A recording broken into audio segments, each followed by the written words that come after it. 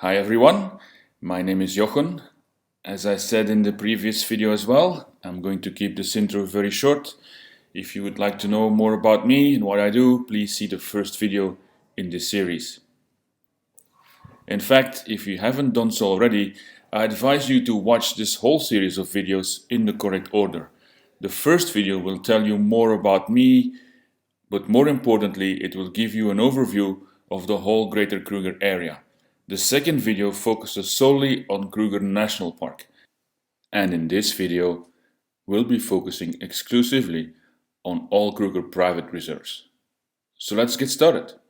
Okay, let me start showing you exactly the same thing, exactly the same info as what I showed you at the start of the previous video. That is the total area of Kruger National Park, as you can see here on the right in white. What I want to point out to you is all these areas, as you can see here, that are unspoiled. Can you see that? If you go out of that, you'll see that it's much more brownish at the side of the mountain here, as well as on top, as well as this whole area here, and then down the mountain here next to Kruger Park.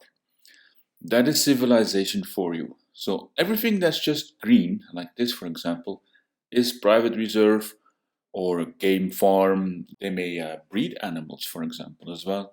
Farms like that. So it's unspoiled nature, I'd say. This is where the private reserves are.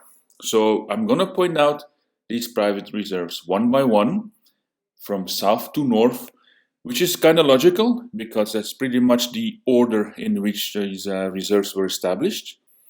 But before I show them all to you, I have to first explain to you what a private reserve is.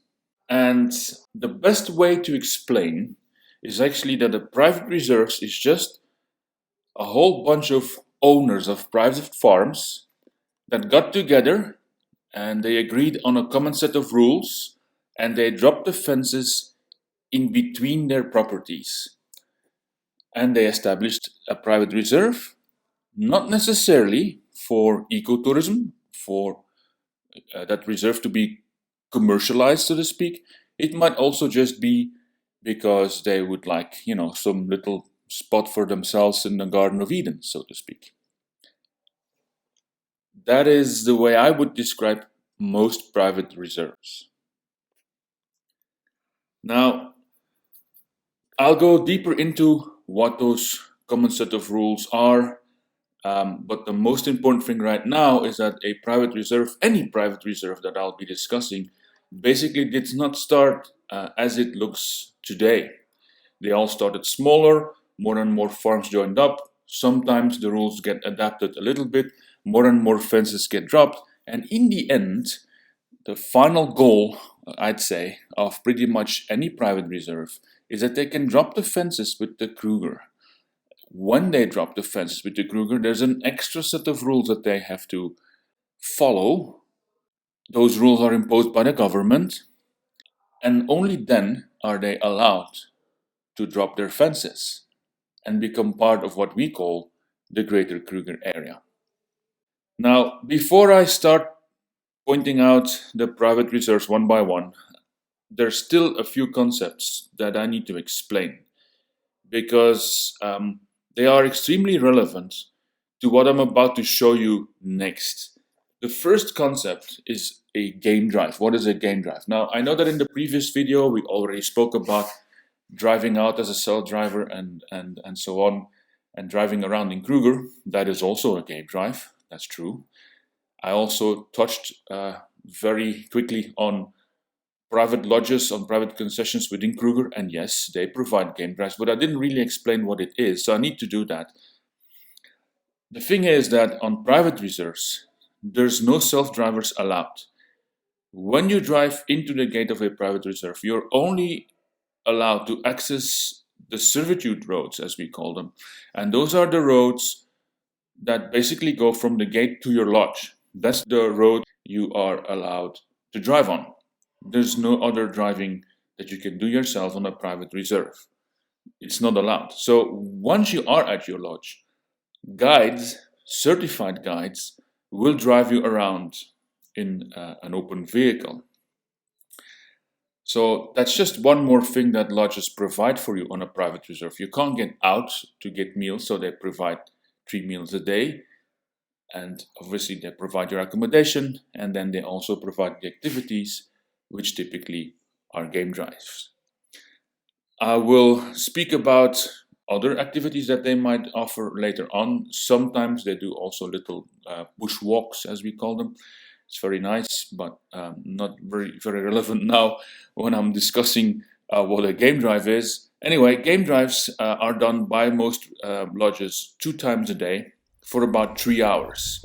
The typical schedule is that you depart early morning, you have a cup of coffee, and you jump in the vehicle. You go out there for 3 hours. There might be a coffee stop halfway, and then, as the day gets hotter, you return to the lodge and it's time for breakfast. That'll be around 9-10 o'clock. After breakfast, you've got a couple of hours of relaxed time in the lodge. It's the hottest hours of the day. You stay out of the sun. So do the animals. You take a plunge in the pool. You read a book. You take a siesta, something like that. And then lunch is served. And after lunch, the guides will be driving out with you again for a 3-hour game drive in the afternoon. Typically, it depends on the season a bit, but that starts around 3 to 4 o'clock. And there'll also be a stop, a typical sundowner stop this time, just to enjoy a drink as the sun sets. And then the last part of the afternoon game drive will be what we call a night drive. So that means that they will be looking for animals using a spotlight. They will look for nocturnal animals at that point. And then they will return to the lodge, and it's time for dinner. Typically, that dinner is served somewhere around 6, 7, 8 o'clock. At the latest, I'd say 7 o'clock is more typical. Obviously, nobody wants to make it too late. Everybody turns in early in the bush because early morning the next day, it's time for game drive again. So that's a typical schedule. Now, when it comes to the types of vehicles used, it's a typical open vehicles like Toyota Land Cruisers or Land Rovers. It's a bit different with the open vehicles you find in Kruger. In Kruger, there's more stringent rules. In the private reserves, those open vehicles will often not have doors. They do not have the side panels or back panel like you need to have in Kruger National Park. They might even not have a roof. To be honest, a roof is a bit overrated because the hours of the day that you are out there, the sun isn't high enough to be blocked by a roof. So most lodges just chop the roof off as well. In that vehicle, there'll be a guide behind the steering wheel. I will talk more in one of the later videos about qualifications and all that. Now, there's not just the guides, there's also trackers on the bonnet. It's not with every lodge, but it is like that with most lodges. There'll be a tracker on the left side of the bonnet on a little seat. In the morning, his duty is to look for tracks. Typically, animals use those little 2 tracks that are on the farms of private reserves. The animals use those 2 tracks as well. It's the easiest way for them to get from point A to B, and some tracks are very distinctive. So the tracker needs to point that out to the guide, and then the guide needs to make a plan and see if we can follow up on those tracks and find the animals. Typically, we'll be focusing a lot on cats in the morning. In the afternoon, obviously all those tracks will have been driven over by vehicles. So then the tracker's duty is to spot animals as well, just like the guide and the people on the vehicle. But after the sundowner drink, he takes the spotlight and he looks for those nocturnal animals. So in other words, the guide behind the steering wheel doesn't need to steer and speak to his people and listen to the radio and this and that all at the same time, while also waving a spotlight from left to right. That's the duty of the tracker on the bonnet. And one last thing that I need to point out when it comes to game drives is the typical game drives on a private reserve allow off-roading. It's not everywhere. There are some owners of some farms on those private reserves that say, no, I don't want it. I want to keep my bush really pristine. It doesn't really make that much sense in the sense that there's very little vehicles driving around. So whenever you go off-road and you drive over grass or a little bush or this and that, the impact on the bush is like super minimal, and it restores itself in no time. So for most farms and for most lodges doing the proper safari experience on private reserves, they do go off-road. Now, they don't go off-road for any animals. They will not go off-road for, just a little herd of impala or something like that. They only go off-road for the big five, which is an old hunting term, the big five. It's lion, leopard, rhino, elephant, and buffalo. So they will go off-road for that, and they will go off-road for other predators such as cheetah or wild dogs. They will not go off-road everywhere. They will not go off-road, for example, where it is kind of dangerous, rocky. It might be because you might get stuck that they don't go off-road. It might be because of the vegetation. If there's lots of sickle bush is a tire killer, so then you can't go off-road because you will basically kill all your tires driving over that. And you will not go off-road where it is like a very sensitive area. So we have some sodic sites. So it's sites where the vegetation is very fragile. And if you would drive over that, obviously your damage would be forever. It would take forever for that bit of nature to recover. So there's some sodic sites where off-roading is not allowed. But for the most part, on the most sections of those farms, off-roading is allowed for some animals. So that's a very important thing, because that does take you very close to the animals, and that's something that you cannot do anywhere else. All right, so first concept, game drive, out of the way. I also need to speak about another concept which is very important, which is traverse rights. Now, traverse rights, to explain a little bit, think about one of those lodges on their own farm. Let's say that lodge has a 1,000-hectare farm, and it's got one vehicle out in the bush. Now, obviously, 1,000 hectares, that's nothing.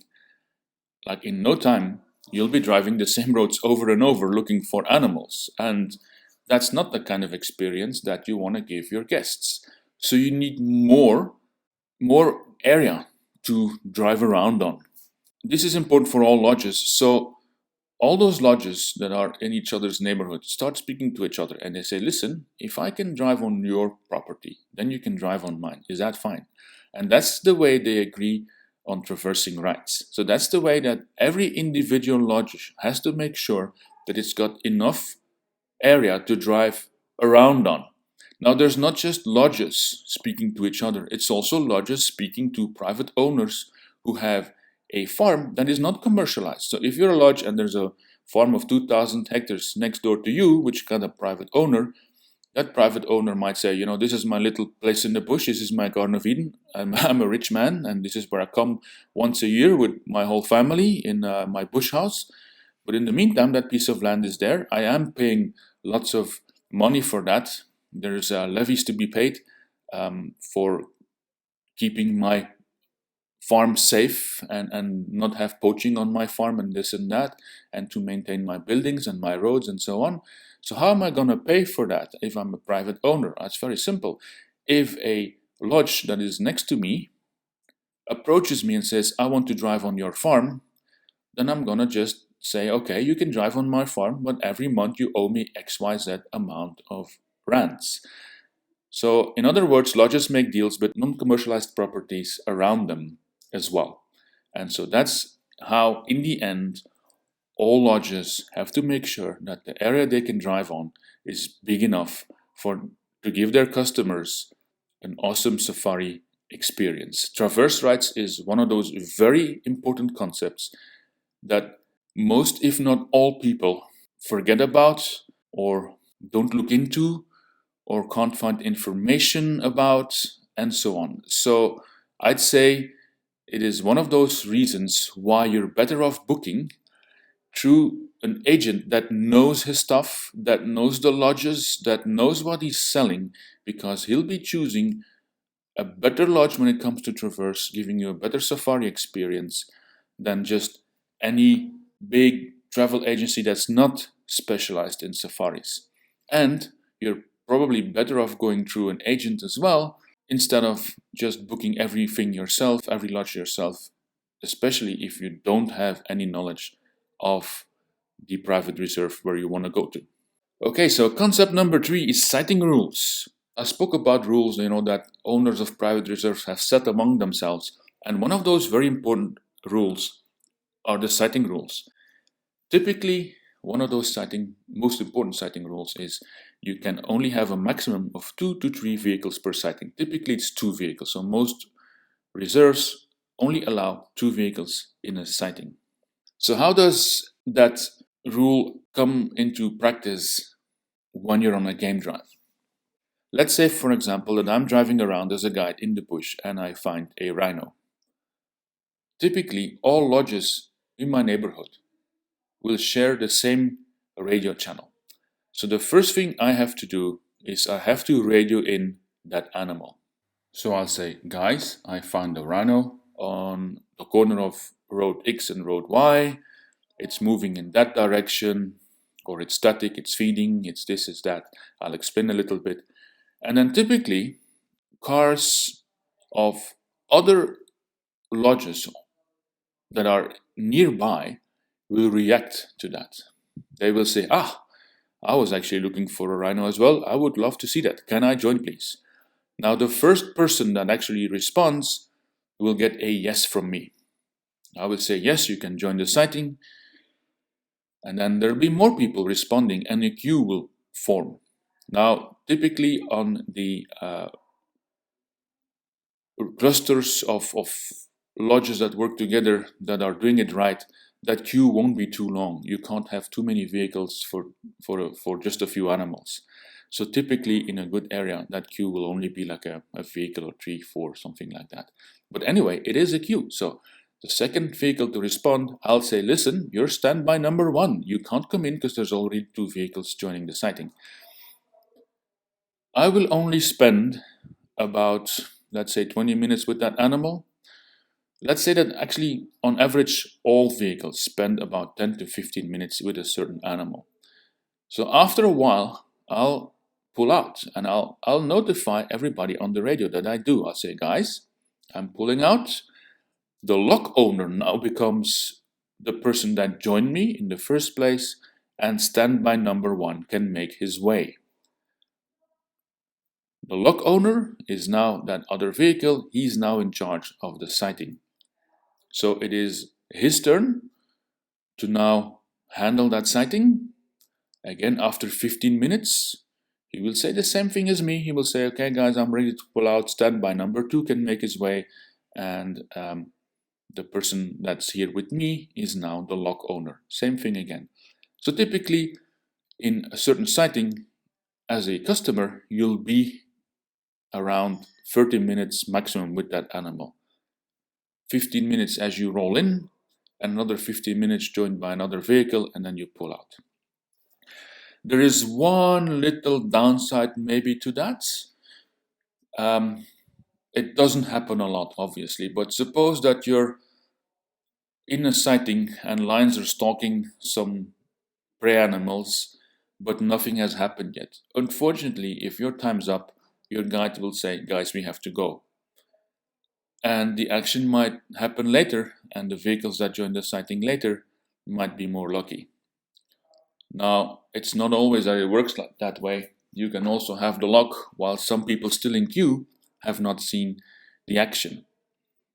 Or you might still get, what you're looking for by rejoining the queue again at the end. So if a guy has found the lions, but it's early afternoon and they're still a bit lazing about a little bit and just yawning and trying to get up and getting each other into gear to go on the hunt, a guide might actually decide to pull out early and have other vehicles come in and then decide, listen, let's go for a sundowner, and after sundown, I'll join the queue again and we'll see what those lions are doing. So it's not always a bad thing, but I just thought I'd point it out because that's one thing you need to be aware of.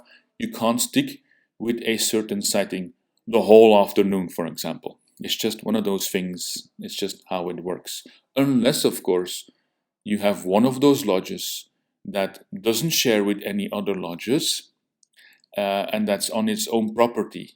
and that is the only vehicle or only one of two vehicles on that property. There are lodges like that as well.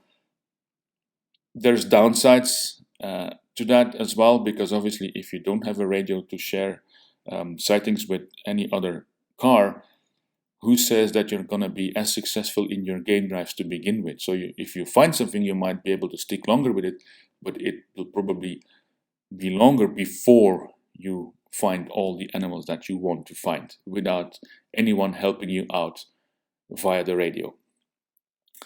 So yeah, one other small thing I need to point out, I did say, okay, maximum of 2 vehicles per sighting. There is a little bit of an exception to that, which is typically the servitude roads or roads running in between 2 reserves. There's a tar road, for example, in between Klaserie and Timbavati.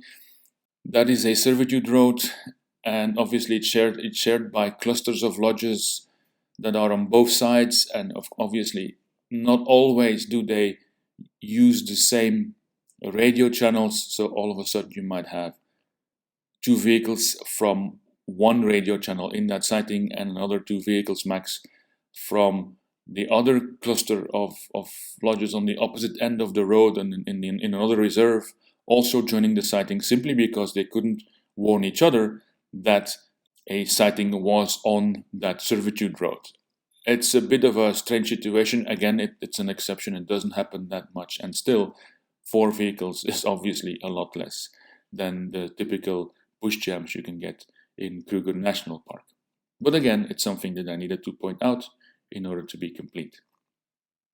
And lastly, when it comes to things that I have to point out before I go over all private reserves, is some other rules apart from the sighting rules that some other rules that have been set by those lodges on private reserves. For example, normally a private reserve that does the thing right only allows at maximum 1 guest bed per 100 hectares of property that they own or control. Typically, what that means is that a farm of 1,000 hectares has a lodge of only 5 rooms, 10 beds, which means 1 vehicle on the road. 1 vehicle with 3 rows of 3 seats in the back, and then the 10th person sits next to the guide. He might have 2 vehicles out, because there's some lodges, and it costs more when you book those lodges, but there's some lodges that go for, like, for example, only 6 people per vehicle, 2 per row, nobody next to the guide. Obviously, if you have to put 2 cars on the road, you have to pay 2 trackers and 2 guides to do the game drives. Your costs are higher from a lodge perspective, so the price that you pay at those lodges is also higher. But in any case, no matter how many vehicles you put on the road, you're still stuck with the maximum amount of guest rooms that you can build on a certain size of farm. Very important, because that's one of those rules that keeps the experience, the safari experience on the private reserves very intimate, very high level.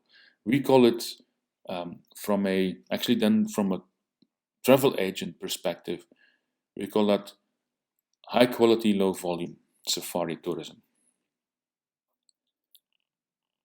Another rule is that there's a hierarchy amongst guides working in the same cluster of lodges. So you might think, okay, well, these guides are helping each other via the radio, and they're using a radio protocol to do that. That protocol, by the way, is also very strict. It's also done by the rules set up by the reserve. But how come that everything runs so smoothly? Is there never any difference of opinion? A guide sticking too long with a sighting? Somebody not responding on the radio? Somebody ignoring somebody on the radio? Yes, that might happen. I mean, people are people. But who takes care of that? Well, there's a hierarchy among the guides in a certain cluster of lodges. So the lodges that share come together, and they let the guides vote who they want to be the let's say the main guide, the head guide of the whole area, and then they also vote for a backup. so that whenever there's a little dispute or this and that, it's that guide who decides. And then they rotate as well. So it's not always the guide coming from the same lodge. After a while, a couple of years or something like that, it switches around. In essence, it all works perfectly well because, from a marketing perspective, lodges might be each other's competitors when they're trying to get that customer. But once that customer has decided and once that customer is on a vehicle, all lodges want to give their guests the perfect experience. So there's no more rivalry amongst lodges. Once you're on a vehicle, there's no rivalry amongst guides. They help each other and they respect each other. Very easy. Why is that? Well, suppose you're trying to get a little bit more out of it than the other guides in your neighborhood. You're sticking too long with sightings and this and that. You wouldn't last very long because obviously other guides will start to notice that and they will give you the same treatment, and then your quality of safari that you give to your guests will go down. So that's why everybody works together very nicely when it comes to guides on a private reserve. Now there's more rules and regulations, for example, on a common way that anti-poaching and security is handled, but explaining all these would take it too far. I guess you get the idea. The bottom line is that private reserves have set a very high standard for themselves and are very successful at what they do. So it's time now to start pointing out all the reserves one by one. So let's start with Sabi Sand. I just switched that on. That's in the south here. I am going to zoom in now because it's not important that you see the whole area. So this is Sabi Sand. It is quite logical that I point that out first. It is the oldest reserve. Some big game farms such as Londolozi and Singita converted to ecotourism more than 50 years ago. Soon other farms started joining up and a reserve was established. So that's Sabi Sand. Most farms started a lodge when they joined, but some farms were just owned by wealthy people who wanted a place to stay in the middle of the bush. And typically they build a farmhouse on their farm and nothing else, as I explained earlier. Now these farms of Sabi Sand were pioneers, and things weren't done the way they're done now. Some lodges actually baited leopards, and at night when the leopard came to feed on the bait that was typically hoisted in a tree, the guides drove up to that tree and put their spotlight on the leopard, which makes it easy for guests to see the leopard to photograph the leopard. Soon the leopards got so used to vehicles in Sabi Sand that they didn't hide anymore. And this is one of the main reasons why today Sabi Sand has got a leopard population that is very relaxed around people and vehicles. As a result, the reserve is known for that, for its leopard sightings. I'd say that on average you get at least one leopard sighting per game drive, but sometimes more. There is no other reserve that can match this. But it's not just leopard that they were baiting in the old days. One lodge even had a small amphitheater of sorts, like a semicircle, where at regular intervals a carcass was deposited, obviously having been dragged all the way there for quite a while, as to leave a scent trail. So when the lions and the hyenas came to feed on the carcass, the tourists could just sit and watch from the seats in the tribune. Obviously, those types of practices have been abandoned for a long time already. And today, Sabi Sand is by far the most successful reserve and has set the current standard for ecotourism on private property. Over the last 3 decades, the success formula of Sabi Sand has been copied numerous times by other reserves in Kruger Area, and I'll be discussing these in a bit, and as well by other reserves in South Africa and in other African countries.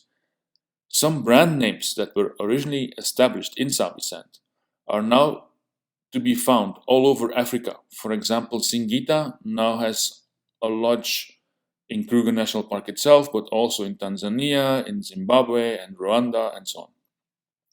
So it's not just that their formula got copied all over Africa, It's lodges from Sabi Sand that exported their business model to other African countries as well.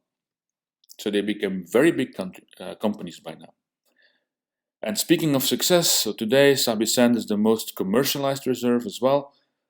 It's got more than 50 eco-lodges. There are still a few farms that don't have commercialized lodges on them, but not that many. So just to show you a little bit, let me switch on the Sabi Sand lodges. I know it will become a little bit unreadable now, so I'm just going to zoom in. I think I have most of them. I don't think I have all of them on, because not all of them were relevant for my business, but that doesn't matter. So yeah, this is the way it looks these days. And the only place that I know of is above Umkumbe Lodge here at the Sand River. There's a farm called Dudley, and that has privately owned houses at the riverfront, but the back is not commercialized. It doesn't have a lodge of its own, but it did sell off the traverse rides, I think, to Lomdolozi, so they come down from their camps to drive here as well. And then just as the Sand River takes a bend here, there's also a bit of a triangle of a property that doesn't sit too far from Kirkman's and from Lion Sands and from Notton's. It's somewhere in this area. That little triangle is owned by an old lady that doesn't want it commercialized, that doesn't even want a house on. But yeah, I don't know what's going to happen when her kids inherit that thing. But it's just one of those little spots that doesn't have a lodge on it. So she wanted to keep it pristine, and that's how it is now. I don't think there's I think there's hardly any roads on it. But other than that, all farms on Sabi Sand are commercialized. Now, before I start explaining a little bit what the lodge clusters are on Sabi Sand, there's another thing I need to clarify, which is the types of lodges that may or may not exist on a certain reserve. Because from a tourist perspective, it's very important that you book the right lodge for you. Not all lodges provide the same thing. So let's just divide them up a bit in different categories. So the first category are the regular lodges. They share with other lodges. They have a huge traverse area that they share with other lodges. They do 2 game drives per day, and they provide 3 meals a day. Simple. It's what most lodges do. The second category of lodges is what I would call the go solo lodges. They also provide 2 game drives a day. They also provide 3 meals a day. But when it comes to sharing their property, they don't. They don't share with other lodges. They don't share a radio channel with other lodges. They are on their own. It doesn't mean that they stay on their own farm. They may also drive on farms next to them that are not commercialized. But then again, on those farms, there won't be anyone else either. So that's the go solo lodges. And then a third category are what I would say special lodges. They may or may not share their traverse. That's not really important in this case. What is more important is that they provide other activities than just game drives. For example, they might provide bushwalks. And I'm not talking about the little bushwalks around camp just after breakfast like some lodges do.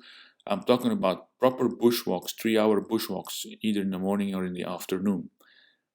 Another type of special lodge is a lodge that may need to leave their reserve to go drive on another reserve.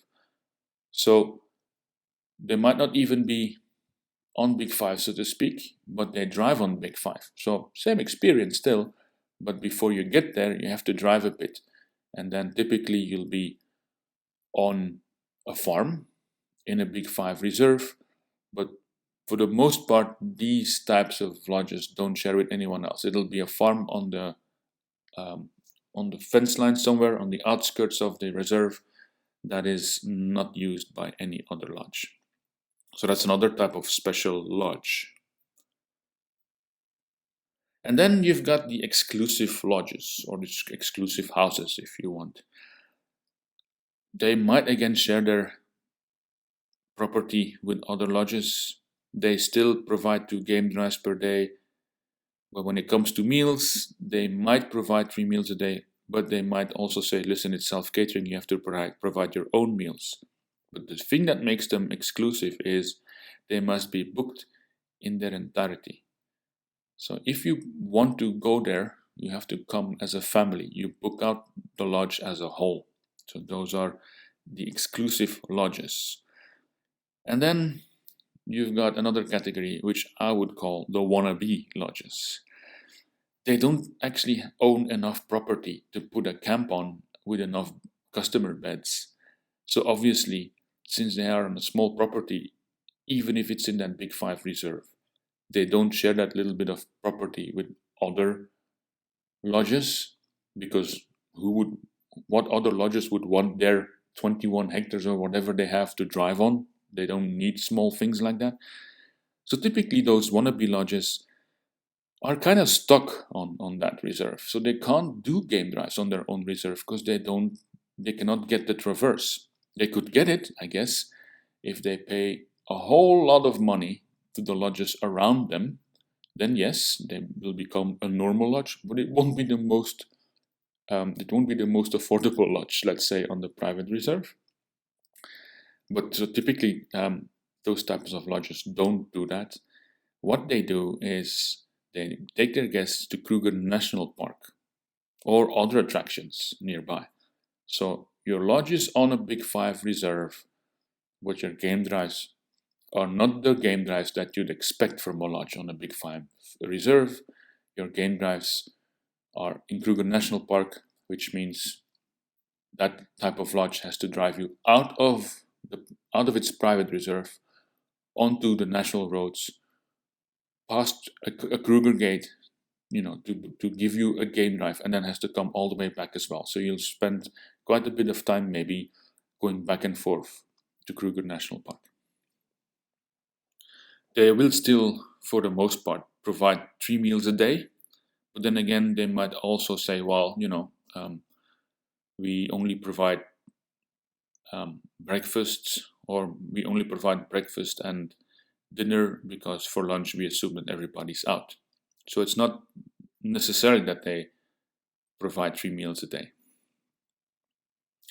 Then another category yet, so we're not at the end of it yet, is what I would call just the bed and breakfasts.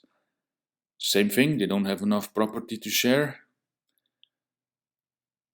They will take their guests to Kruger National Park as well because they have no other option, but it's optional. So they might even say, well, you can book a room with us, but you can choose. You want to go with us in a game drive vehicle to Kruger National Park, or do you want to drive yourself? It's up to you. And obviously some meals are optional as well. If you say, I don't want lunches because I'm always out, or I don't even want dinner because I'll be having dinner in town before I return back to the lodge, I guess that's fine with them. And then last but not least, you've got self-catering houses. So there's houses you can rent, again, as a whole. They don't have enough property to share with other lodges. So it's not about traverse and doing game drives and sharing sightings and this and that. They provide no activities. They provide no meals. Actually, I'm thinking, can you even consider them lodges? Well, it's just some give themselves a name that goes like blah blah blah lodge, but basically it's just a house in the bush that you can rent out as a whole. So it's cool if you want to come in as a group or as a family. You'll be staying in Big 5, but for all your activities and meals and this and that, you have to be self-reliant. You have to organize all that yourself. Now, having said that, back to Sabi Sand, what type of lodges are on this reserve? Well, there's a few clusters that I want to discuss, but let me start with the what I would call the go solo lodges. There is Mala, which is this side of, you see the river coming down here? That's the the Sand River. This side of the Sand River is Mala. They've got a couple of lodges here.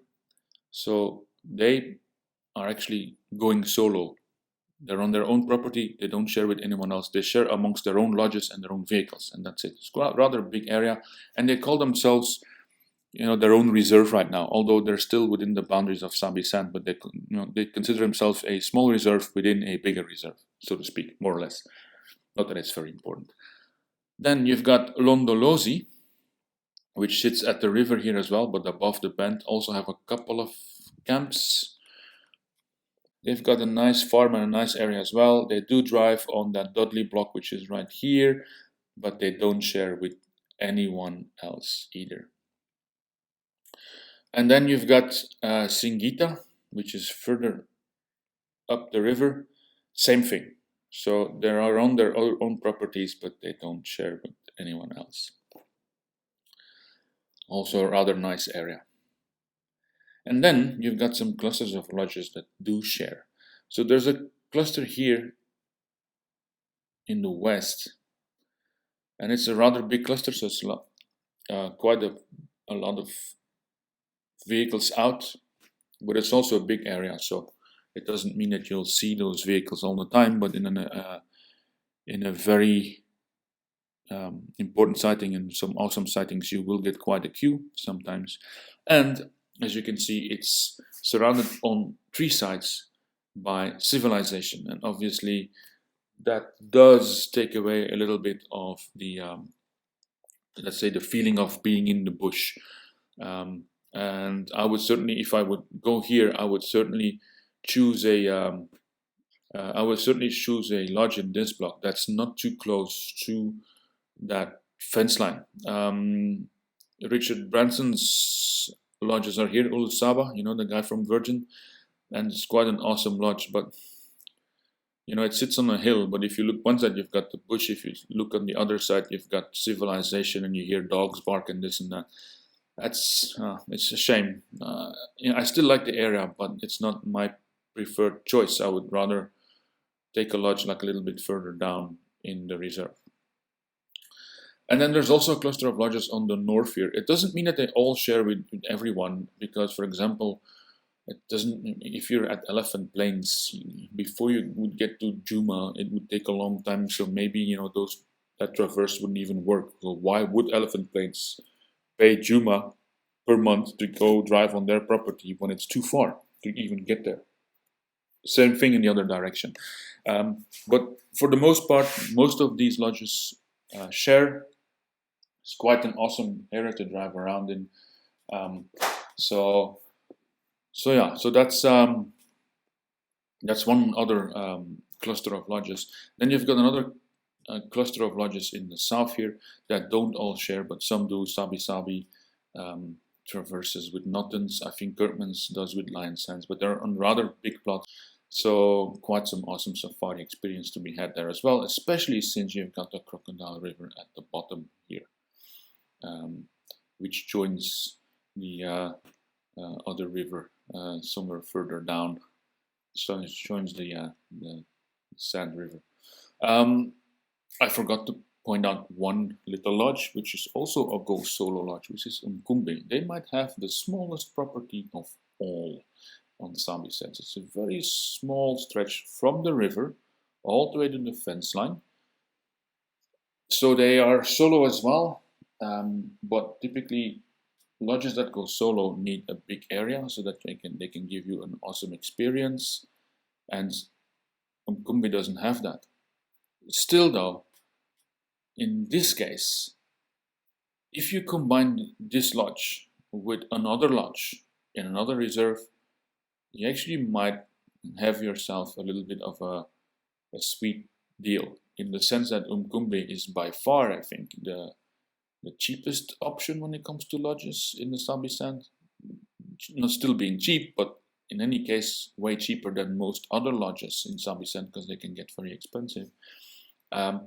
So if you would combine a few days at Umkumbe, making sure you get your leopard sighting, and then combine it with a few days on another reserve where they can show you all the other animals, then you also will have yourself an awesome safari. So it's just something to think about. You have to, any lodge might have pluses and minuses, might have downsides and upsides, but it's only when combining different lodges that you can really come to like the most awesome safari ever. So they all have something going for them. Okay, so that's Sabi Sand Reserve. I am going to switch off the lodges again because otherwise it gets too busy on my map. And then I'm gonna go up north a bit and I'll show you the second reserve that I want to discuss, which is Manyeleti. And that's that pink bit here. It's still like 23,000 hectares or something, so it's not actually that small. I'm gonna switch on the lodges, and as you'll see, there's quite a bit less than on Sabi Sand, to say the least. Now that is because Manyeleti is a little bit of the odd one out. Let me put it that way, because it's not a bunch of farms sticking together and forming a reserve. It is privately owned, but it's owned by a community. You actually have, at the big dam here, you have a small village even of people in the middle of the bush. So it's community owned. Now, from a business perspective, from a lodge perspective, it's not easy to run a lodge on a reserve like this. I'm going to be frank here, but it's just when it comes down to, right? Imagine that you want to establish a lodge on Manyeleti. You approach the head guy of that community, typically an old man that is the boss, the leader, the king, whatever you want to describe him, and you strike a deal with him to pay X amount of rands per month as to be able to establish your lodge on that reserve. Cool.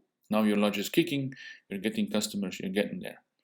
But then after a couple of years, that old man unfortunately passes away. And typically in such communities, there's then a little bit of a struggle sometimes. You know, there has to be a next guy that takes, that gets to be in charge. Is that gonna be one of his sons? What son is it gonna be? Is it his brother? And so on. There's a bit of fight, a bit of politics, this, that, but in the meantime, your business is a bit in limbo because you're still trying to pay what you need to pay per month, but who do you pay to? There might be more than one person knocking at your door saying you have to pay me now.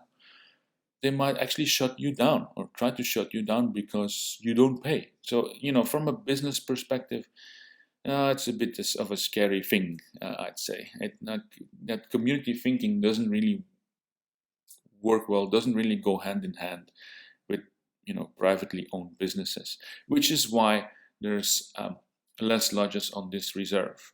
Now, there's some more upmarket lodges and rather, I'd say, very well priced lodges on the left side here, and then there's a couple of others on that are cheaper on the bottom end, which got a little bit less water, as you can see. You see here you've got flowing rivers and that big lake, but here there's just some dams. By far, my most affordable and most awesome camp is Pungwe. I can certainly advise that. I would not advise at this point in Zaka and Buffelshoek because they're very badly managed. I don't know what's going on there, but they need to get some people into gear because it looks awful. And I actually have rebooked people to somewhere else after having inspected them.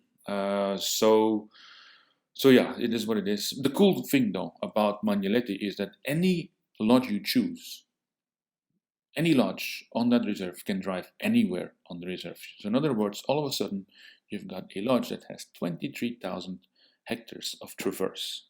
So if you've got a lodge there, that lodge can pretty much drive anywhere they want, which is kind of cool, I think. So I'd say it's still a very good option if you want to go on a safari. Let me zoom out again a bit. And let me switch off the lodges. and switch on the next reserve that I have to point out to you, which is Timbavati. And I'm going to discuss that together with Umbabat. Zoom out a little bit more, there you go. Because it makes sense to discuss both at the same time. Umbabat is more privately owned. There's lots of little stretches of privately owned houses, but there's one of two lodges on there, and at least one of those lodges has property on Timbavati as well, which means they get to share. Normally there's no sharing in between reserves, but if you've got property on both sides, obviously you can drive on both sides and you can also share on both sides. So that's why it makes sense that I discuss them both at the same time. The bottom end here is a tar road that goes from, I'd say, civilization, Hoedspraat, the mountains, this, that. A tar road that goes to Orpengate. Orpengate being actually here, not here. Here, there is a gate here, but it's just an access gate, and you're in the Kruger Park, but you have to drive in between two reserves for a long while before you get to Kruger National Park gate, where you pay your entrance fees and all that. So, in other words, these two reserves, Manyeleti and Timbavati, are at one point divided by a tar road, where people drive in and out, regular daytime tourists, people booking a lodge to stay overnight in Kruger. It all passes in between these two reserves here at the bottom end. Okay, so I'll switch on the lodges of Timbavati. You'll see, well, the lodges of Timbavati and Umbabat, and you'll see that there's hardly any lodges at the bottom end. Why is that? That's a bit of a, well, there is actually things happening there. It's just that there's one Go Solo lodge there, which is in Ngala, and Ngala sits on a property they have here. They've got two lodges here, but they've got lots of big farms down here, and so then for the most part they do drive down to these properties and do their game drive there before going back to the lodge. And there's also here the Wildlife College. Now the Wildlife College is where people come to study game farm management, for example. So these people also take plenty of space here because they drive around this section of the bush. So apart from Ngala, that is a bit of a go solo adventure, there's a big cluster of lodges going northeast to southwest, as you can see. And these lodges, for the most part, share with each other, but again, just same situation as I explained before. Obviously, Kambaku is not going to share with Timbavati or something like that because they can hardly get there, and vice versa.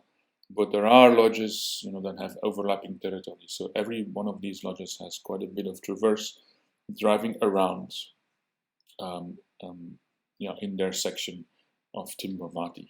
And there's one other cluster that actually that has a lodge that recently converted from Go Solo to starting to share, which is Shinzela.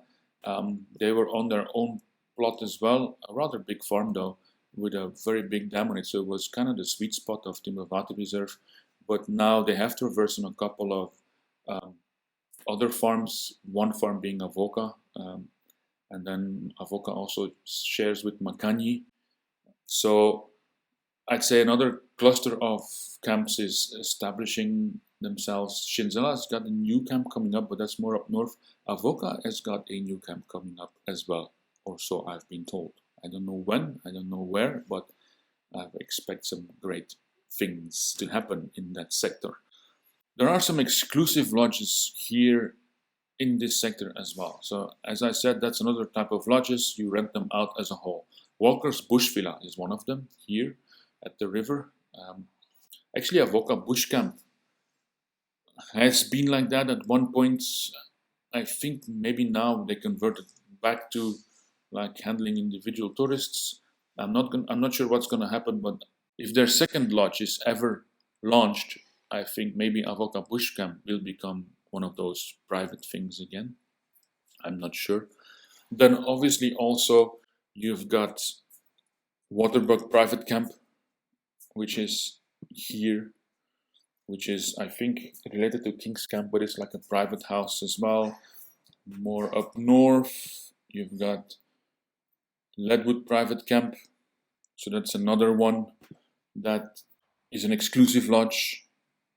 Eagle Owl Camp is one like that as well, and Motswari Geiger Camp is one like that as well. So there's plenty of lodges that you have to rent out as a whole as well in this sector. Now Timbavati has got some awesome game viewing again, just like Sabi Sands. I'd say this is the runner-up to Sabi Sands when it comes to commercialization. The prices are also going up little by little, and it's not as if they're getting to where Sabi Sands is, but they are going that way for sure. Last but not least, you've got Nsala here on top, which is again a go solo. I forgot to mention this one. I don't think they share with anyone else, but they do share with private owners in the sector, but they don't leave Umbabat, as far as I know. As you can also see, it's got this seasonal river with lots of dams along the way. So game viewing is good, but what's especially good is that this reserve has been going for quite a bit, which also means that by now they've got very relaxed leopards, even without ever having to have baited them like in the old days, like Sabi Sand. Timbavati did it the right way, and by now those leopards know that game drive vehicles are no problem, so you've got awesome leopard sightings there as well. On to the next reserve then, and that is Klaserie, which is this big block here. Let me first switch off the lodges of Timbavati and let me switch on Klaserie Reserve. There you go. Now Klaserie is certainly the roughest of all reserves. The majority of farms here is not commercialized, or should I say not commercialized yet. Partly because the vegetation is not ideal. You've got a whole sector of that, Mopani vegetation like you've got in Kruger as well. Lots of Mopani here, which is obviously not the best areas if you want to establish a lodge that really can provide awesome safari experiences. But it's also partly because there's some very rich owners / companies that own property on Klaserie, so they don't need to commercialize their property. Or if it's a farm owned by a big company, typically what they do is they bring their own employees over there for a group event or something like that. Now let me switch on the lodges. There you go. As you can see, there is a cluster of lodges here on the south end. They've been going for quite a long time. They've got some awesome sightings, and I've worked there for a while, and we've really been scratching our heads as to why we're actually doing that great there. I think the most logical explanation is that you've got Klaserie River here, which for the most part here still runs out of the reserve, apart from this bend here that goes into Timbavati and then goes back out. But it only enters the Klaserie Reserve here again, and then goes up north and goes into the Olifants River, high up here. But if you look at it from an animal perspective, lots of animals that are drawn to the river get stuck in this cul-de-sac, so to speak, and then have to find their way around this farm. This is an old hunting farm, so that guy is not joining up with the Klaserie yet. I think it's for sale. Well, I know at least part of it is on sale. So the fences might get dropped and Klaserie might get bigger. For now, this guy's fenced in. He's doing his own thing. He's breeding animals, and then some people come to shoot them. It's not big five. It's like antelopes and stuff. But like he's fenced all around, which means that all animals actually have to go back up, around, through the properties of Baobab Bridge and Gomo Gomo, through the properties of, which is Ross Farm, the property of Ntambo and Africa on Foot, and then through a farm here just on top of Winston Wiegel's farm, which is called Iman, and then this way all the way to the river. So I think it's just because of that cul-de-sac here that we're actually doing even above normal, I'd say. Very awesome little cluster of camps. In total traverse, very nice as well. You've got another cluster of camps a bit further down the tar road, because this is that tar road coming from the airport going straight into the reserve. So they've got a communal gate. Timbavati and Klaserie have got a communal gate this side. So if you follow that tar road up, you come to another cluster of lodges. That's in that for a little bit. They're in that Mopani block. But again, that doesn't really say everything. Yes, the vegetation is not that nice in some blocks there, but they are on a sandy river. There are some nice stretches of grassland and this and that. They still have awesome sightings. Plus, if there's nothing to do, they can basically switch radio channels and come drive on this side as well, and vice versa. So these two clusters now have decided to stick together and make the safari experience even better. And then you've got another third cluster of camps around the river here. And well, there's one that's always booked out in full by some Italian company that brings people. And then there's a couple of lodges here at the river that are from the same group as well. And you would think, hey, then this must be the best spot, right? Because it's at the river, it's the greenest and this and that. Yes, they have awesome sightings, but there are some downsides as well. So I just mean to say it's like, you really have to, make your choices. The downsides are that they've got a little bit of a strange occupancy rule there. Like if somebody books the camp, then they get the whole camp. It's really weird. Like even if you book just one room, apparently you're stuck there by yourself or something. That's what I've been told. At least some of those lodges are, maybe not all of them.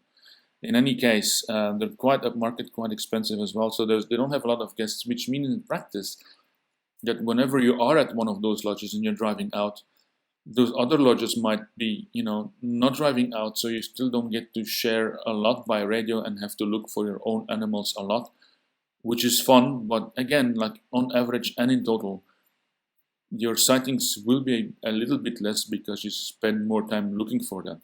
Now, that's not the biggest issue. It's not even an issue, I'd say. It's just one thing I need to mention. But as you can see, these lodges are very far into the reserve, so it gets quite a bit to get there. And once you are there, as you can see, you're almost at the edge again of Klaserie Reserve.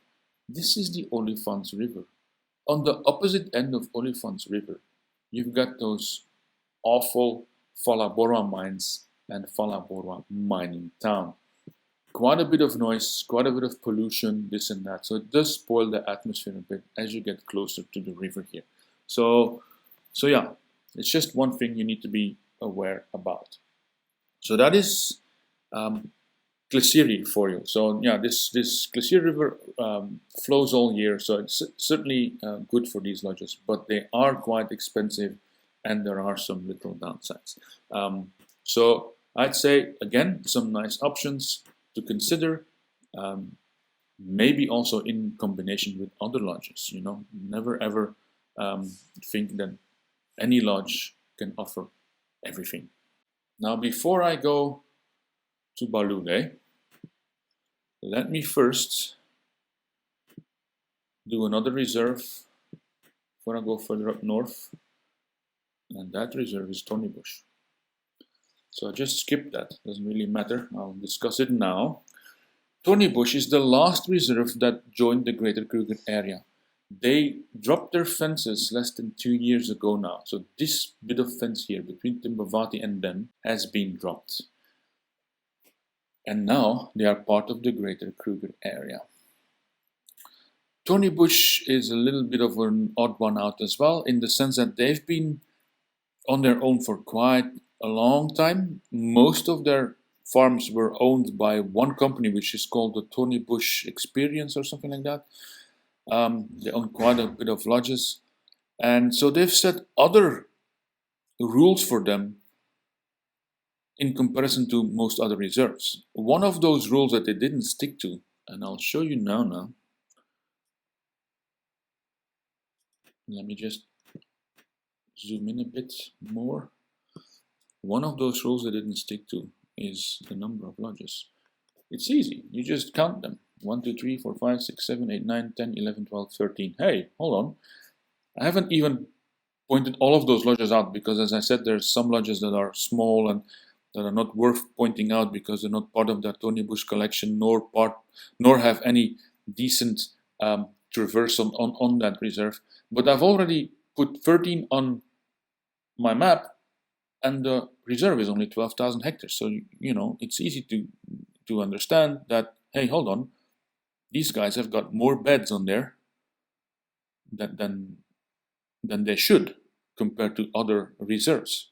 Remember what I said, most other reserves allow one customer bed per 100 hectares. So even if these lodges would each of them only have 5 rooms, 10 beds, there would already be one lodge too many of them. But some of those lodges have more than 5 rooms. So there's more and more people driving around here than you would have on average in any of the other reserves that I've discussed so far. Is that a problem? I'd say no. It's still rather unspoiled. It still rather doesn't show. It's also because it's a very nice area. It's a very dense, green, lush area with the river here. It's a river, like a side river of the Klaserie River. So it's a very nice area to be in, and it doesn't really show that much that there's a little bit more vehicles, a little bit more rooms on that reserve. It's just that they established their own rules when it comes to maximum accommodation allowed before joining the Greater Kruger Area. So now they joined the Greater Kruger Area, and all of a sudden you'd say, hey, there's a bit too many lodges on here, but it doesn't really matter that much. What matters more is that the fence is dropped and that they now get natural migrations of elephants. Any animal basically that migrates will have the ability to do so, and they do.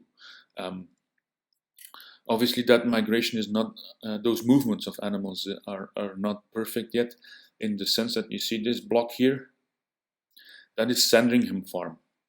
Again, that's an old hunting farm. The old man doesn't really use it anymore. He wants to sell it, but he's asking so much money that nobody goes for it. It's a bit of a shame, obviously, because now it's got that fence line all around it, and animals have to go around it all the way. So I guess migration would be much easier if this block would be converted to ecotourism as well. But it'll be a while, I guess, before it does. And yeah, so I just have to point that out as well. We're getting there. Ecotourism is a success story in the Kruger, and we are enlarging reserves a lot, and reserves are joining up with the Greater Kruger Area on a regular basis. But Sandringham is one of those spots that I've got my eye on them, and I'm waiting, hoping that one day somebody will fork over the dough and join them and establish some awesome lodges, because it's quite an awesome area.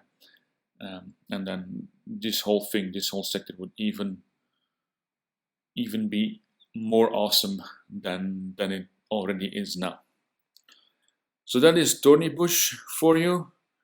I'm going to zoom out a bit again and switch off the lodges of Thornybush.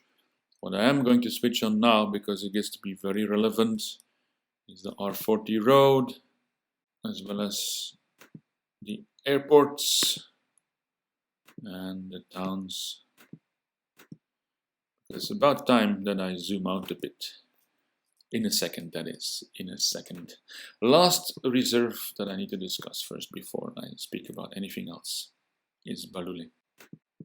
Balule is the latest of the big 5 reserves that established itself and that joined the Greater Kruger Area, apart from Thornybush. Thornybush is really the latest, but before that, it's Balule that joined. And Balule is a success story in itself, because nobody thought that the big 5 area would go that far, would get that big, but it did. The thing that you have to understand is that from the Eastgate Airport here, there's a a power line, more like 4 power lines next to each other, going all the way to the Phalaborwa mines. I think it's here, like this line, like that, up, and then here it goes straight on like that. You see this? That's the power line. You can even see from the air, because the vegetation underneath is taken out. People thought, that must become the logical boundary of the Big Five area. But as I said, ecotourism is a success. It is a big success in this area. So Big Five areas just went underneath the power line. Boom. Another reserve was established here. They dropped the fences. Those wires are high up, so any animal just goes underneath them from one end to the other and keeps on going. So Balule in that sense is really like a success for nature. And it's not just that power line. There's also the railway line. In the first video, the introduction video, I spoke about the R40 being now more or less the boundary between, Big Five and civilization, because that R40 road is what connects Phalaborwa mining town with other towns in the south, Nelspruit, and then from there all that ore gets shipped off, all that copper and whatnot gets shipped off to China via Maputo. And it's not just a road, there's also a railway line that is established between Phalaborwa and the coast. And that railway line follows the R40 road for quite a bit, but it does not do so once it gets to Hoedspruit. Once it gets to Hoedspruit, it veers off, and actually, you see this boundary here? That is that railway line, right here. And it goes on, and I think you can see it here a little bit as well. It goes on to Phalaborwa as well. So Big Five did not only stop at those power lines, it didn't even stop at the railway line. There's only a few trains passing there every day. That doesn't really bother animals that much. They just go over the railway tracks and keep on going. So it's all Big Five area. Is it the nicest area in Balule to be? I'd say if you're close to that railway line, those trains do make a lot of noise, especially coming from Phalaborwa when they have to pull that ore out with like 3 or 4 locomotives. If you're like at a lodge that is rather close to the railway line, you can hear it. The whole of Hoedspruit town can hear those trains easily. If you're close to that power line, it might also not be the best location, because it does spoil the view. But it's easy to get away from those things and still be in nature, still have an awesome safari experience without even know that there's signs of civilization running through that reserve. So let me switch on the lodges. Here you go. And as you can see, there's hardly any lodges here where the railway line is and where the power lines are. And that makes sense, I guess, because those things spoil it a bit. It's private owners mostly. This is Pridelands here. This farm, I used to guide on there as well for a bit. It is one of those farms that does not have a lodge on it. It only was added recently to Balule Reserve. But since they don't have a lodge in it, it's one of those only options you have. If you book accommodation in Hoedspruit or anywhere out of Big Five, but you still want to do a game drive on Big Five, well, this farm is one of the only farms that allowed daytime tourists. As I explained, normally by rule, you cannot go onto a private reserve unless you've booked accommodation there. There are no self-drivers allowed, this and that. So this is a bit of an odd one out, this farm. Because it doesn't have a lodge yet, it accepts people from outside. There's also a training facility on here for junior guides. There's another house, and that also is where they train guides and where they host volunteers, which is called Ntaba Farm. I used to work there for 2 years doing student groups. So that's also here, and we traversed all the way to that fence line. Power line and back. And then on top here is another little camp called Struwig, and Struwig is actually the cheapest camp you can ever get in all of the private reserves. It's got an awesome location still, although those power lines, they split up and they pass by the lodge on either end. So you've got an awesome view over the river, but you can see the power lines from both sides. They've got a rather big area to drive around on. At the back here, they've got riverfront. They can drive on. They can provide game drives. They can do game walks. And you can book those separately. So it's more of one of those other types of camps that delivers something special. It's more of a self-drive thing as well. So you can go there as a self-driver. You cannot drive anywhere. I mean, you can only go from the gate to there and back out the gate. The gate is this little point here.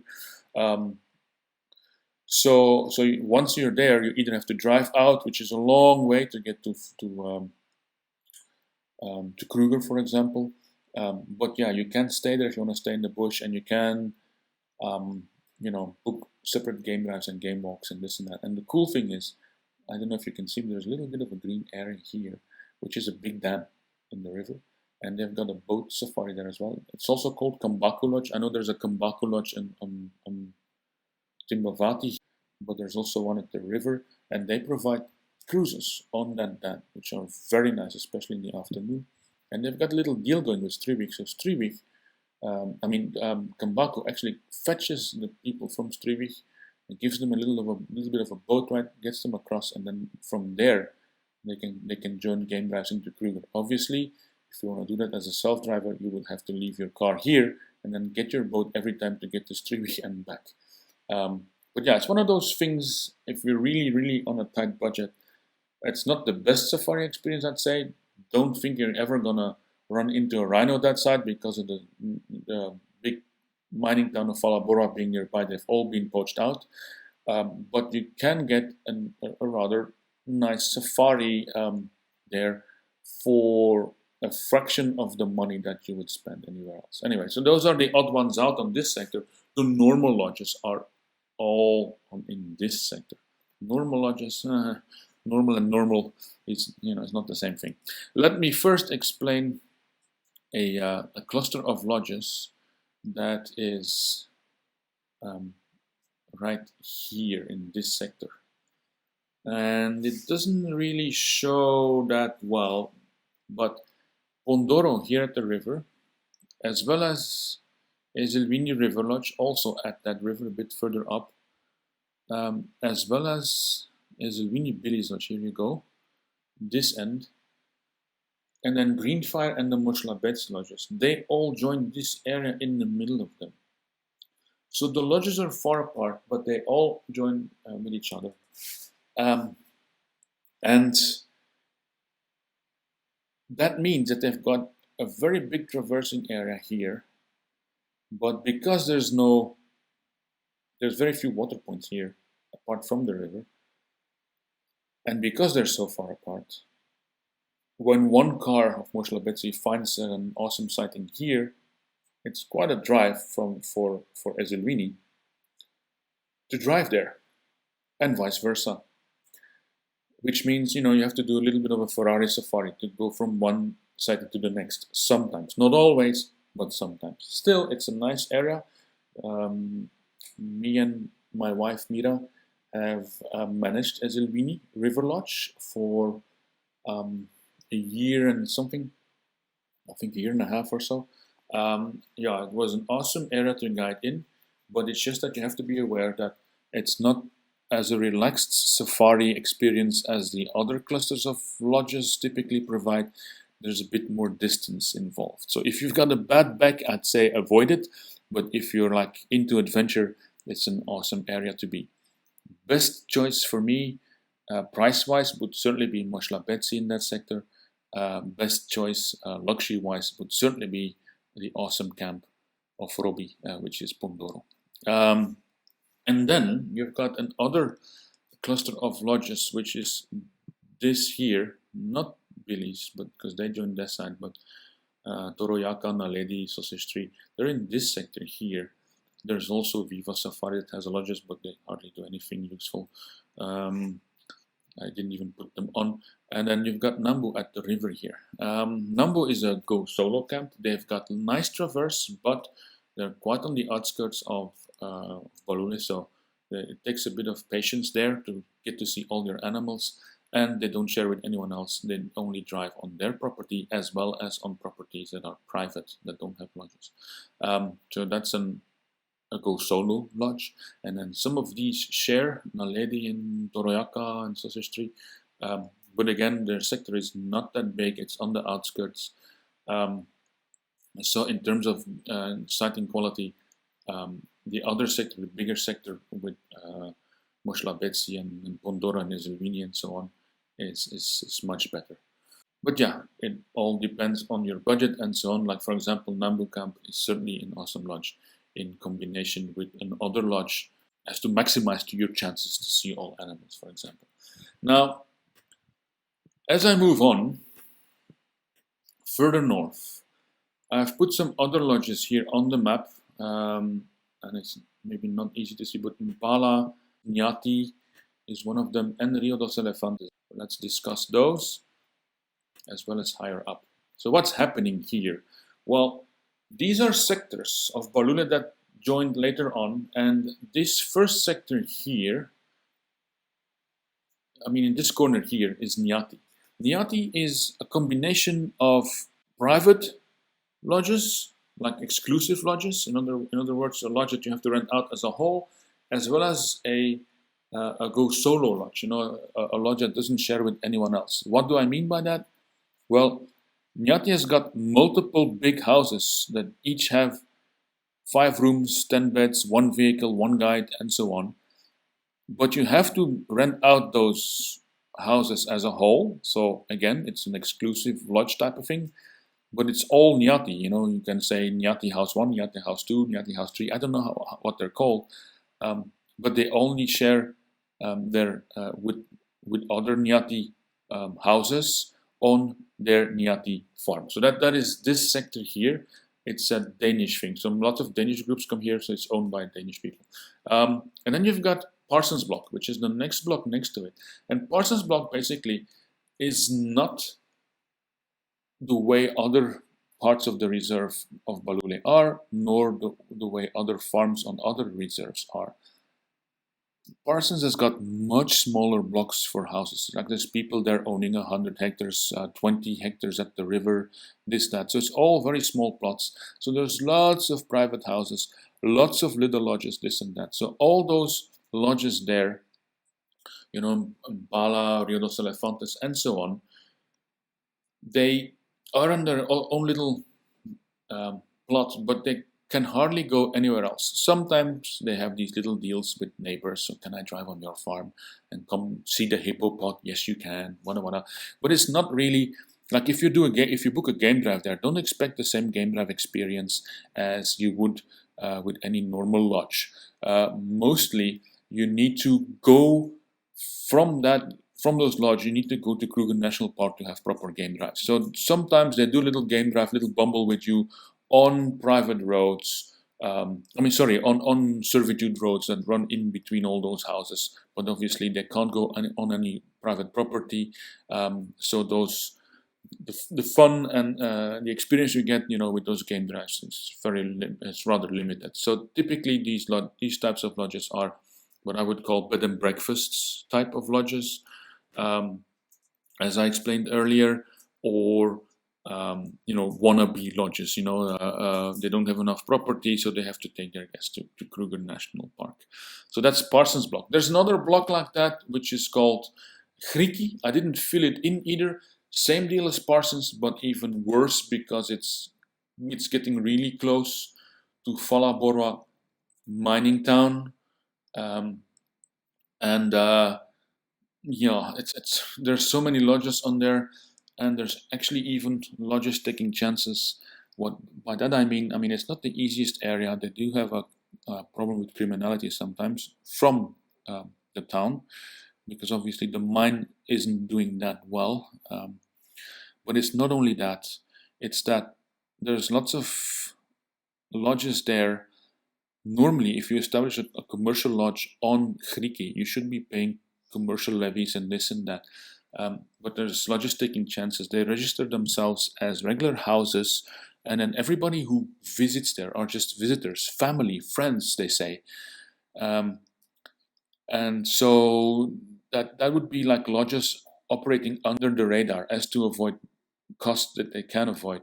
Obviously, you can get into trouble when with insurances. If ever something happens with you in that lodge, criminality, or something happens on a game drive, who knows, you might be in trouble. So I'm kind of, as a tour operator myself, I'm kind of avoiding this area at this point. They need to clean up their stuff. I'm not sending anyone there. Now the last sector is that sector here on top. This is called the Maseke sector, all this. And it's got an access all the way to the river. So Maseke is 8,000 hectares, and they're actually one of the latest additions to Balule, together with that Bradlands farm. They are the last ones that ended up joining Balule and dropping fences. It's again community owned, this sector, but they just leased it out as a whole to that Danish guy from Nyati. So now that Nyati guy drives on Maseke as well, but he also leases it out to people who want to establish a camp there. Now there's more than Nzuti and Chakma, but to me, Nzuti and Chakma are the only ones of a decent standard, providing game drives and such, that I would advise. Both are awesome camps. It's very, very well fenced, very secure. You can drive the whole sector, so 8,000 hectares is quite an awesome area to drive around on. Plus, since they've got that deal with Nyati allows you to come to the river, and you get this beautiful riverfront as well that you can do just as an excursion. So that's a new sector, and it's quite awesome as well. It's got an amazing amount of lions for some reason. The only thing lacking a bit is rhino, obviously. But other than that, awesome new little sector as an addition to Balule. All right, so now we've got all the we've discussed all the private reserves with open boundaries to Kruger, and I'm going to zoom out a bit again, because there's one last thing I need to point out to you guys, but I'll be discussing this more in our video when it comes to tips and tricks. But one thing I need to point out is, look, if you want to come to Sabi Sand, how far you are from a certain airport. Look how close you are when you book a lodge either in Balule, Klaserie, or Timbavati. How close you are to these airports. For Balule, you have the choice. For Klaserie and Timbavati, Eastgate is super close, because basically from Eastgate, the tar road that takes you into those reserves actually passes right at the front of Eastgate Airport. So I just wanted to point this out because one of the things that is very important, and I'll be talking, as I said, about that more in that later video. If you go for a safari on private reserves, you're bound to stitch more than one camp together. It doesn't make sense staying, 6 nights or something like that in one camp. You'd rather do 2 camps, each 3 nights, and you combine different experiences, different habitats, something like that, as to maximize your safari experience. And as you're going to private lodges, and as they provide the game drives for you, it makes little sense to hire a vehicle. Why would you hire a car just to drive around from one lodge to the next, and then that car sits there for days on end? So you need transfers, and there's transfer companies, lots of them, driving around from one lodge to the next. And if you think about it from those companies' perspective, so from those transfer companies' perspective, they can only handle one such transfer per day. Why? Well, first of all, typically all people coming from the airport, all flights typically land during the daytime. I'd say between 9 and 4 or 5 o'clock in the evening, something like that. Eastgate Airport, it's even between 10 and 4 because it's a military airport. Also, the lodges, all lodges, typically check-in time, check-out time is over noon. So all transfers need to be done over noon. Now, from a transfer company's perspective, what that guy needs to do is he needs to leave his little town, whether it's Eekhoornoek or Hoedspruit or Kampersus, it doesn't really matter. He has to start driving. He has to fetch his guests somewhere over noon and then drive them somewhere else over noon. And then he's done and he has to drive back out. This driving in and out also takes time. So in other words, he'll be sometimes driving 4 hours while driving with customers is only 2 hours. He'll be driving 6 hours while only driving with customers is 3 hours. Or if he's very unlucky and it's a small deal, then he'll be driving 1 hour and what he has to do is just bring people from a camp to the airport or something and then he's back home. But that's his job for the day. He can't get any other job that day.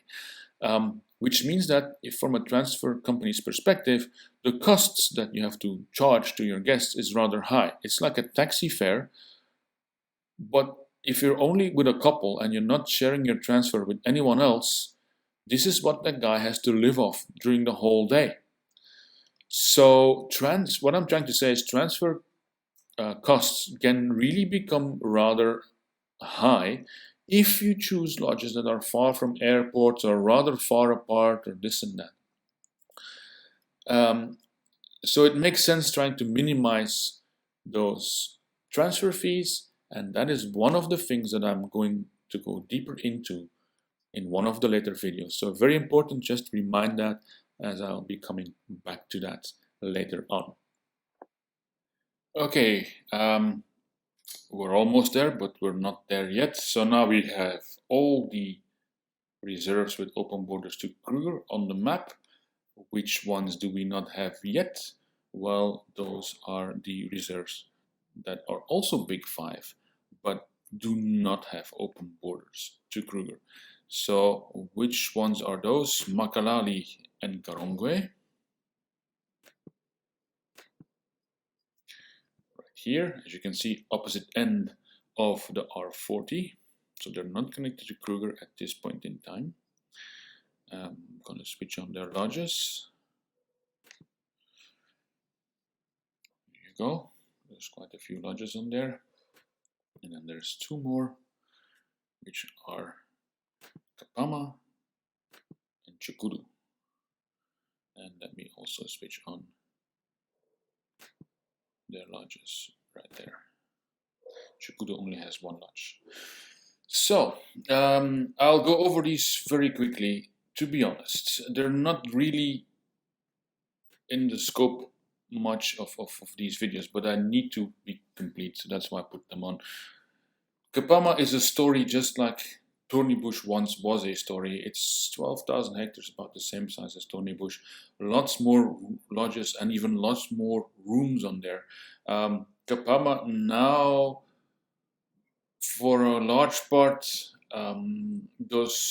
handles tour groups of people who take very little time to explore the Kruger, so they want to see the Big 5 in a minimum of time, which means that they land at Eastgate, they come in for a night, do a game drive in the evening, do a game drive in the morning, and since there's so many vehicles out there, the animals are easy to spot, so you do get a little bit of a safari experience, then you get dropped off back at the airport and out you go. 24 hours, there's your Kruger experience. But they're not part of the Kruger. What you see in between them and Thornybush is a road called Guernsey Road, and it's actually 2 roads. There's one road going from that tar road that goes Eastgate to the gates here. It's Guernsey Road going down all the way to the tar road going to Orpen. But there's also like a dirt road splitting off on this end of Kapama, going down and ending up at the R40, and strangely enough, that is also called Guernsey Road. There's even a small reserve of 3,000 hectares here, called Buffalo Land in the middle. The thing is, Kapama right now is going solo, but I see them joining up with the Kruger later on as well. It depends on all these properties here close to Gunji Road. Are they opening up and joining up or selling or what? But at one point, I think they will join the Greater Kruger. I don't see why they shouldn't. And since there are also other reserves on the other end here, the dream of all conservationists in this area being the Kruger Canyon biome, as they call it, becomes more and more a possibility, becomes more and more a reality. So there would be a wildlife corridor possible from this area all the way to this green area as well, which is also a national park. It's also a protected area, and it has the Bladder River Canyon, and this is the part of the awesome panorama route. So that would be awesome for animals if they could cross over again. But that's a story for later. So, but anyway, Kapama is one of those places where you can get a Big Five experience. Tshukudu is 5,000 hectares. Has not joined up with Balule because for now they're doing their own thing. They've got like semi-wild cheetahs. I think they got them from Moholo Holo Rehab Center. I'm actually not that sure. But since if they would drop fences with Balule and join them, those semi-tame cheetahs would be not be allowed anymore.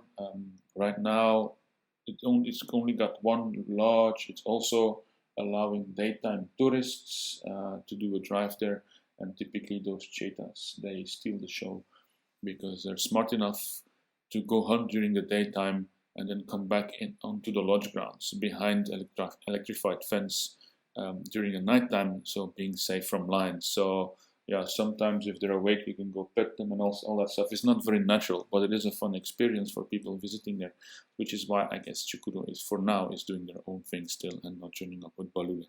The most real Big Five lodges, but then not connected to Kruger, that experience is to be found in Karongwe and Makalali. Very high-end luxury lodges for the most part on there. Very beautiful areas, awesome safari experiences. If you can live with the fact that you're not really, that you're on a private reserve that is not really connected to Kruger, well, then those are some options for you. I certainly would not rule them out. You could, for example, also combine one of these lodges with a lodge at the other end, etc., etc. Is my picture complete? Well, almost. I'm just going to switch on all the lodges now, so just to show you how many options you have. And this is what I spoke about in the first video. There's way more lodge options than you would ever imagine, and very affordable options as well. So if you Google and you always come out on, the pages of the most expensive lodges in the most expensive reserve, dare I say, Sabi Sands, well, know that if you speak to a travel agency that knows the area very well, he will give you plenty other options to choose from. What am I missing in this picture? Don't forget, guys, I spoke about them in previous video. All those lodges that are on their private concessions in the Kruger National Park are options as well. So now you've got a full overview of all the lodge options in our Kruger area. So there you go. As far as the lodges on private concessions in Kruger National Park are concerned, please be aware that these all fall under what I earlier described as the Go Solo category of lodges. So every lodge is by itself on its own concession, and unless these lodges have 2 vehicles out, it means that you will be the only vehicle out there in the bush. As said, not being able to share sightings with other vehicles does have a slightly negative impact on your game drive results. Note that even if a lodge has more than 5 rooms and thus normally should have more than 1 vehicle out, if you happen to be at that lodge in low season, you still might be on the only vehicle driving out. something I think you should keep in mind if you want to book a lodge in Kruger National Park. Hope you enjoyed this video. If you want more information on these lodges as well as on Kruger National Park or any other question you might have, please feel free to ask. Also, make sure that you've watched all the videos. We'll be moving on to a next video where we will be discussing the combinations that are possible with Kruger. So typical combinations as to make a full holiday experience, a full 2-week or 3-week holiday in the Kruger area, or in Kruger partly, but then also in other areas nearby in South Africa or in neighboring countries. So stay tuned for that.